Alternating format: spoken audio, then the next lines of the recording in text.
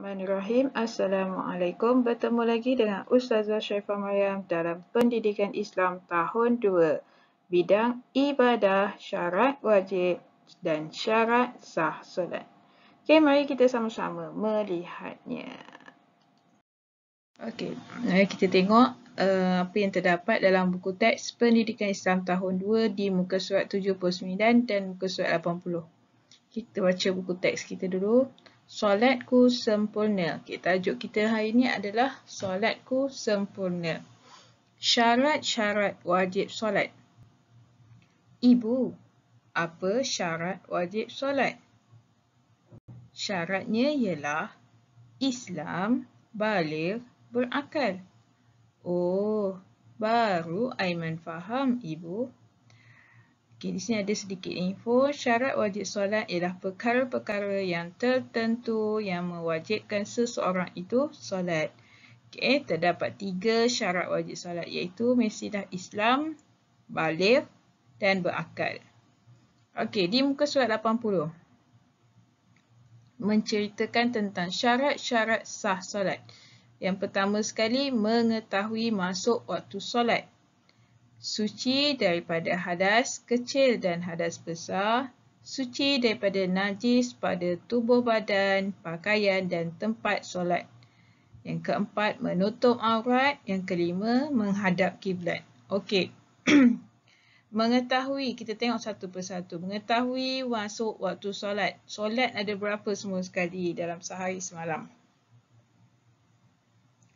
5 waktu sehari semalam, iaitu subuh, zuhur, asar, maghrib dan isyak. Jadi, kalau seandainya kita solat selain daripada waktu yang ada ni, maknanya solat kita tu tidak sah. Okey, yang kedua. Suci daripada hadas kecil dan hadas besar. Okey, hadas kecil tu adalah seperti buang air kecil, buang air besar. Manakala hadas besar tu ada 6 perkara seperti keluarnya darah haid, keluar darah nifas, wiladah, bersetubuh, keluar air mani dan orang yang telah mati. Maknanya orang yang telah mati tu termasuk dalam hadas besar. Maknanya kita kena mandi wajib. Okey, hadas kecil yang disebut ni. Hadas kecil adalah keluar sesuatu daripada kubul dan dubur. Kubul tu maksudnya tempat kita buang air kecil kita lah. Dubur tu maksudnya tempat kita buang air besar. Okey, hadas besar pula ialah keluar air mani, haid, nifas, bersetubuh, wiladah, mati selain daripada mati syahid. Okey, itu adalah perkara-perkara yang menyebabkan berlakunya hadas besar dan perkara-perkara yang menyebabkan berlakunya hadas kecil. Okey, yang ketiga, suci daripada najis pada tubuh badan, pakaian dan tempat solat. Najis ni seperti tahi, darah, nanah, muntah, air kencing, apa sahaja yang berkaitan dengan najis, maka seandainya ada pada tubuh badan kita atau ada pada pakaian atau ada pada tempat solat kita, maka solat kita tak sah dan perlulah kita ulang semula. Okey, nombor 4, menutup aurat. Aurat lelaki dari pusat hingga ke lutut. Okey, aurat lelaki daripada pusat hingga ke lutut. Okey, katalah seluar kita tu betul-betul paras lutut. Agak-agaknya kalau kita solat dengan seluar yang betul-betul paras lutut tu macam mana?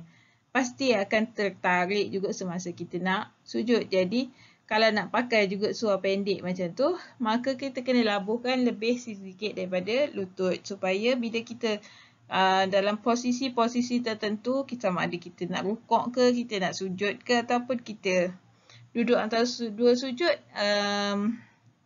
aurat kita tu tidak terbuka. Okay? Manakala aurat perempuan adalah seluruh anggota badan kecuali muka dan tapak tangan.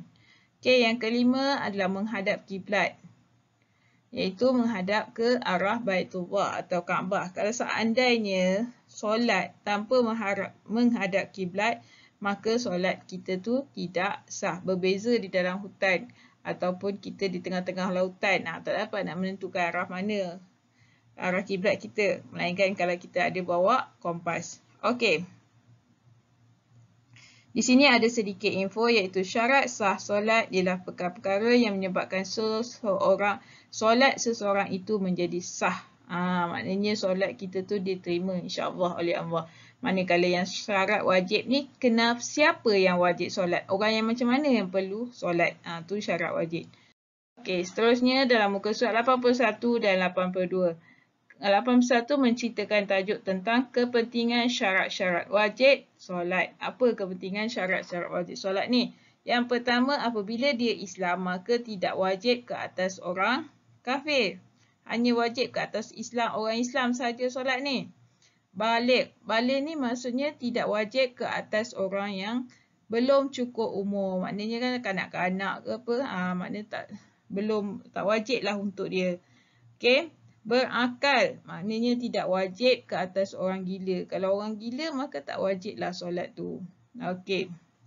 Tu kepentingan syarat wajib solat. Manakala kepentingan syarat sah solat pula adalah masuk waktu solat. Pastikan masa kita nak solat tu memang dah masuk waktu. Contoh, dah masuk waktu zuhur ataupun dah masuk waktu subuh.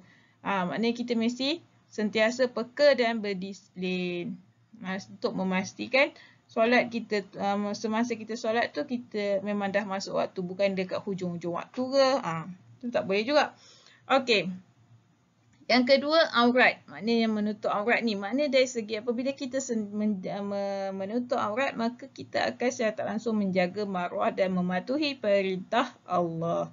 Okey, yang ketiga, arah kiblat. Bila kita solat dalam keadaan menghadap kiblat, itu merupakan satu lambang penyatuan umat Islam. Maknanya semua sekali umat Islam walau di mana pun dia berada, apabila dia solat, semuanya akan menghadap arah kiblat. Tak ada menghadap arah timur, tak ada menghadap arah barat, utara ke selatan ke, tak ada. Semua menghadap arah kiblat, iaitu menghadap ke arah Baitullah. Okey. Yang keempat, suci daripada hadas. Memastikan diri dalam keadaan suci dan bersih, zahir dan batin. Itu dia. Okey, yang kelima, suci daripada najis. Memastikan kebersihan sentiasa menjadi keutamaan kita. Terutama apabila kita solat, kita mesti sentiasa memastikan kita dalam keadaan bersih. Okey, macam mana cara kita nak membersihkan diri daripada hadas kecil? Okey, untuk kita bersihkan diri daripada hadas kecil, kita mestilah mengambil wuduk. Maka kita bersihlah daripada hadas kecil. Kalau hadas besar kena mandi wajib. Ada cara-cara dia. Okey, seterusnya dalam muka surat 82, solat ialah ibadah yang wajib. Kita boleh melakukannya di mana sahaja setelah memahami syarat-syarat sah solat. Apabila kita faham syarat sah solat ni, mana kita faham solat tu akan sah bila kita solat dalam keadaan dah masuk waktu, solat dalam keadaan menutup aurat, solat menghadap kiblat, solat dalam keadaan suci daripada hadas, dan solat dalam keadaan suci daripada najis. Maka solat kita akan sah. Okey, apakah yang akan berlaku bila kita mematuhi semua ni dan menjaga solat kita betul-betul? Maka dia akan menimbulkan kesan dalam kehidupan kita seperti kita akan sentiasa menepati waktu, mencegah daripada melakukan kemungkaran. Ni Allah sendiri sebut dalam Al-Quran, Inna salata tanha anil fahsya'i wal munkar. Dalam Al-Quran sini Allah dah sebut. Okey, yang ketiga, sentiasa menjaga kebersihan. Okey, secara musannya kita hendaklah mematuhi semua syarat ini bagi memastikan solat kita diterima oleh Allah.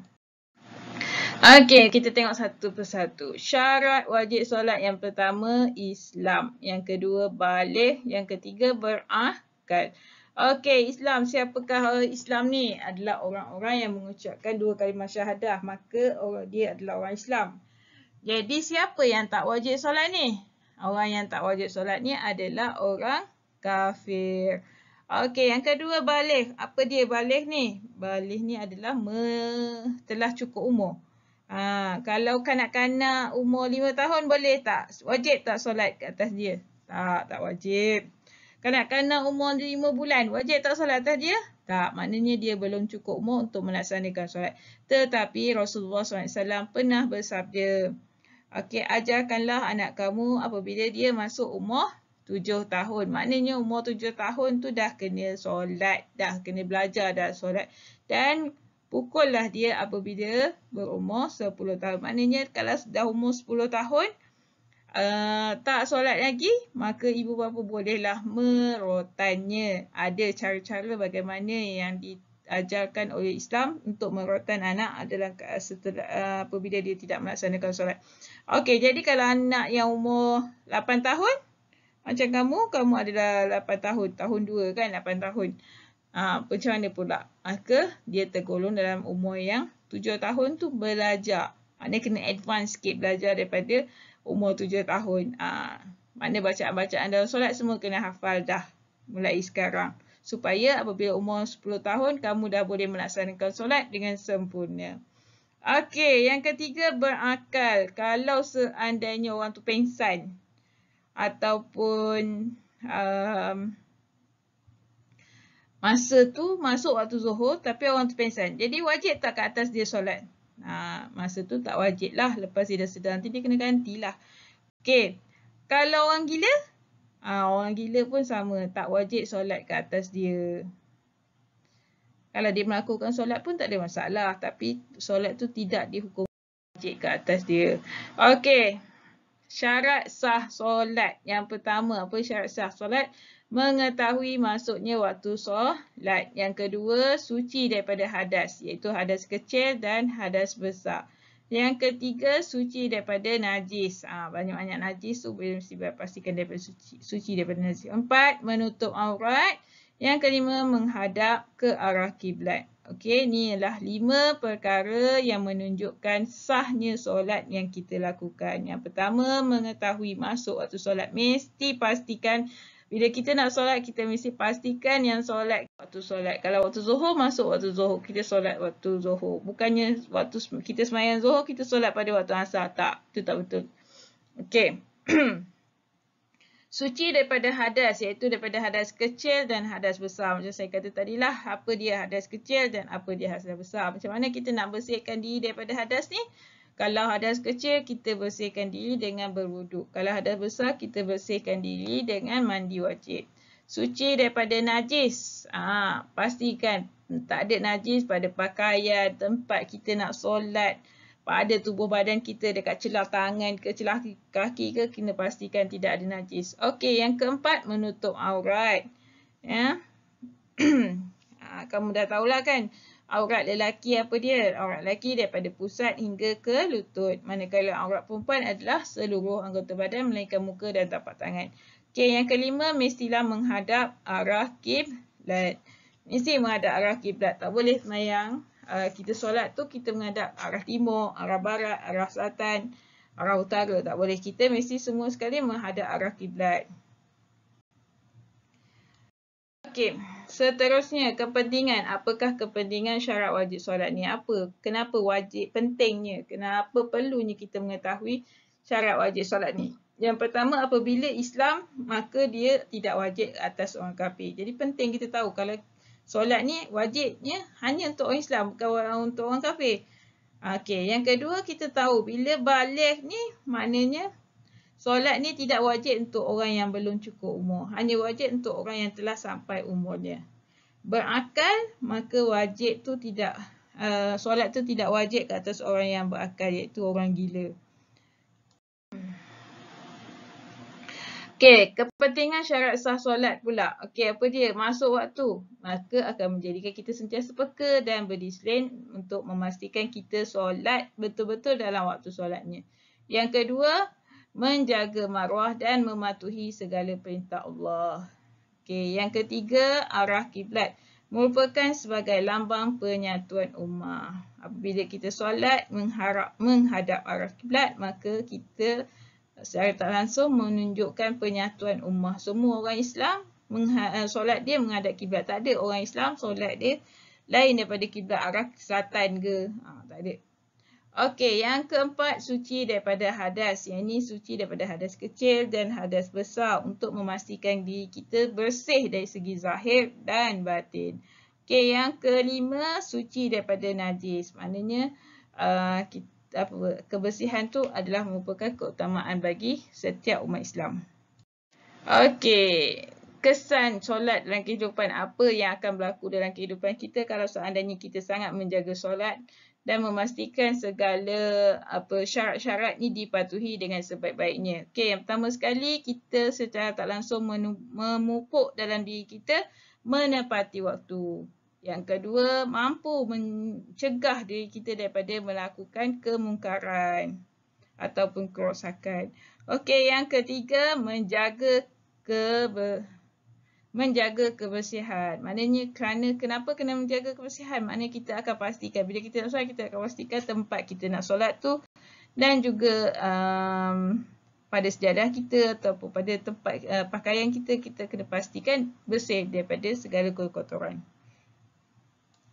Terusnya, latihan interaktif.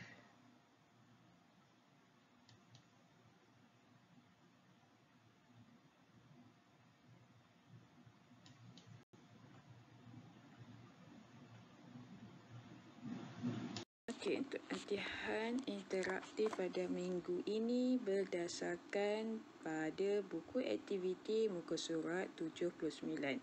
Okey, dalam buku aktiviti muka surat 79, dia suruh kelaskan sama ada orang yang wajib solat ataupun orang yang tidak wajib solat. Jadi ambillah perkataan-perkataan yang ada kat sini dan letakkan yang mana. Itu dalam buku aktiviti. Okay, untuk latihan interaktif ni kita tarikkan perkataan ni dan letakkan sini. Okay, contoh yang pertama dibagi Islam. Okey, lawan kepada Islam, orang yang wajib solat ni adalah orang Islam. Jadi lawan dia, orang yang tidak wajib solat adalah orang kafir. Jadi kita tarik perkataan kafir ni letak dekat sini. Okey, kita letak dekat bahagian pertama tu, kafir. Okey, yang kedua baligh. Okey, baligh. Yang kedua baligh. Orang yang wajib solat ni adalah orang yang baligh. Jadi yang tak wajib adalah kanak-kanak. Yang ketiga, orang yang wajib solat ni adalah orang yang berakal. Jadi orang yang tak wajib solat ni adalah orang yang gila. Okey, itu untuk muka surat 79. Sekarang kita tengok pada muka surat 80. Muka surat 80 ni kita sesuaikan. Yang pertama kita sesuaikan syarat wajib. Yang kedua kita sesuaikan syarat sah solat. Kita tengok dulu syarat wajib. Dia dah bagi berakal. Jadi yang kita kena cari adalah pertama sekali Islam. Kita sesuaikan kepada Islam. Yang kedua adalah baligh. Okey, itu syarat wajib. Syarat sah solat adalah menutup aurat, menghadap kiblat, suci daripada hadas, masuk waktu. Itu dia syarat sah solat. Seandainya jawapan kamu, bila kamu dah klik submit, jawapan kamu salah pada sini, tak ada masalah selagi dia masih dalam syarat sah solat. Tapi kalau kamu buat jawapan ni menghadap kiblat syarat wajib, maka jawapan kamu tu kira salah lah. Nanti saya akan tengok. Okey. Tak ada masalah. Kalau kedudukan dia tak betul tu tak ada masalah. Yang penting dia masih lagi di bawah tajuk yang sama. Okey, sekarang kita tengok muka surat 81. Tadi 80, sekarang 81. Muka surat 81 berdasarkan kepada muka surat 80 ni. Okey, kalau dalam buku teks kamu kena tulis dia punya nombor dia tu lah. Dalam latihan interaktif ni saya tak bagi nombor tu. Tapi saya bagi dia apa dia isi dia. Okey, sekarang kita tengok menjaga maruah dan patuh pada perintah Allah. Menjaga maruah ni maknanya berkaitan dengan menutup aurat. Kerana apabila kita menutup aurat, kita dah menjaga maruah diri kita. Okey, yang seterusnya adalah sebagai lambang penyatuan umat. Okey, sebagai lambang penyatuan umat ni adalah merujuk kepada menghadap kiblat. Kerana apabila kita solat, semua umat Islam akan solat menghadap kiblat. Jadi di situ menunjukkan kesatuan umat Islam menghadap kiblat. Okey. Seterusnya adalah memberi kelonggaran pada waktu keunzuran. Okey, pada waktu keunzuran ni kalau terutama pada orang perempuan ada dua waktu yang disebut sebagai keunzuran seperti ketika dalam keadaan haid dan ketika dalam keadaan nifas. Okey. Jadi dia diberi keuzuran untuk tidak solat. Tu bagi orang perempuan lah. Okey, jadi apabila maksud kelonggaran pada waktu keuzuran ni merujuk kepada suci daripada hadas.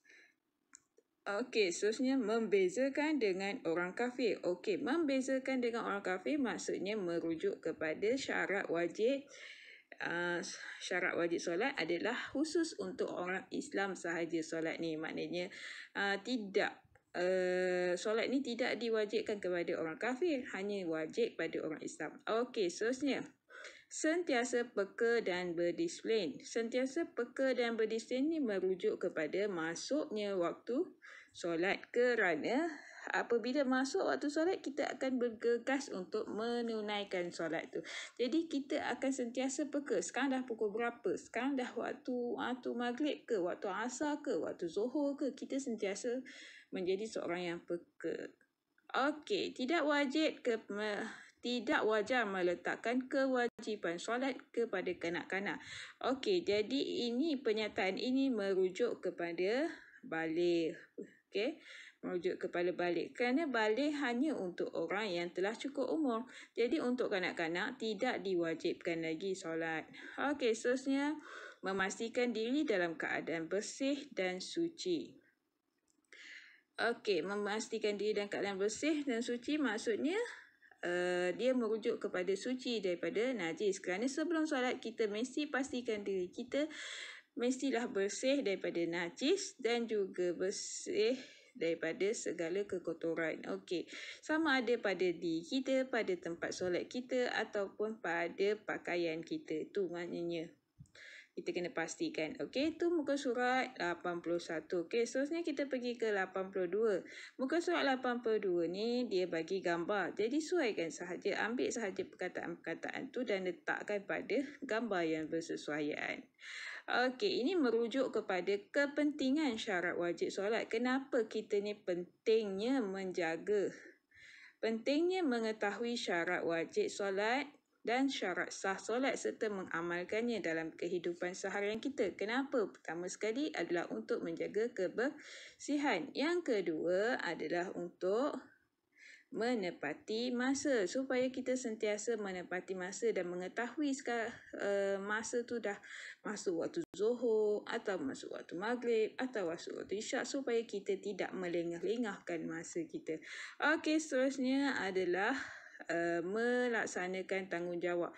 Walaupun kita dalam keadaan sakit dan keadaan tidak berjaya, kita tetap melaksanakan tanggungjawab kita menunaikan solat. Okey, seterusnya adalah mencegah kemungkaran. Jadi apabila kita melakukan solat, kita dapat mencegah diri kita daripada melakukan perkara-perkara yang dibenci Allah. Tu muka surat 82. Untuk muka surat 83. Muka surat 83 dia bagi pernyataan. Kita cuma pilih sama ada wajib, tak wajib, sah atau tidak sah. Kita kena isi, untuk latihan interaktif ni kena isi dua-dua kotak. Pangkah, seperti contoh tu. Pangkah, mana yang salah, betul. Tanda right, mana yang betul. Okey, alis, solat tidak menghadap kiblat. Jadi solat dia sah tak? Tidak sah. Jadi yang sah ni kena tulis pangkah. Tu untuk latihan interaktif. Untuk dalam buku teks pun buat macam tu sama juga. Ahcang hendak mengikut basi solat fardu Jumaat. Adakah wajib bagi Ahcang? Pilihlah pangkah. Okey. Adakah tidak wajib bagi Ahcang? Betul. Okey. Alia solat setelah masuk waktu. Solat dia sah tak? Tu dia sah. Yang tidak sah ni tandakan pangkah. Setelah sembuh pada penyakit gila, Osman solat maghrib. Adakah Osman tu wajib solat apabila dia dah sembuh daripada penyakit gila? Ya, dia wajib solat. Pangkah pada kataan tidak. Ahmad solat dengan memakai pakaian sekolah. Okey. Ahmad pakai pakaian sekolah untuk solat. Sah tak solat dia? Solatnya sah. Okey, yang tidak sah ni kita tandakan pangkah. Adik berumur 3 tahun mengikut ayah solat asar di masjid. Adakah wajib bagi adik tu untuk solat? Tak wajib. Okey, jadi yang perkataan wajib tu kita tanda pangkah dan perkataan tak wajib ni kita tanda right. Okey. Tu muka surat 83. Okey, untuk muka surat 84. Dia kata syarat wajib letak pada bentuk yang persegi. Syarat sah pada bentuk yang bulat. Cloud yang bulat. Okey, jadi sekarang ni syarat wajib adalah Islam. Jadi letakkan dekat empat segi. Lepas tu baligh. Baligh letak kat tempat baligh. Berakal letak kat cloud yang empat segi berakal.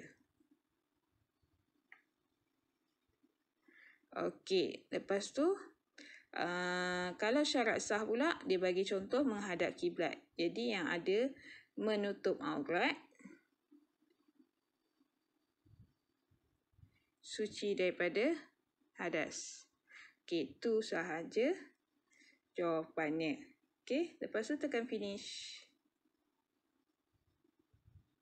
Okey, lepas tu bolehlah check my answer. Ataupun klik email my answer to my teacher. Boleh juga.